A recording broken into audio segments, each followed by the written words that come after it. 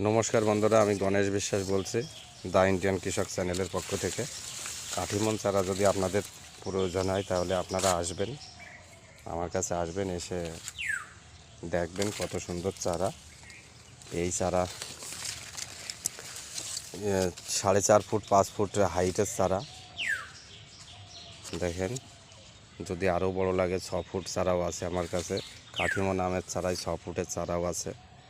আপনাদের প্রয়োজন হলে আমরা নিতে আসবেন, আমার সঙ্গে যোগাযোগ করবেন, কমেন্ট বক্সে কমেন্ট করবেন। দেখেন কত সুন্দর চারা হয়েছে, পাতাগুলো দেখেন কত সুন্দর হয়েছে। এই যে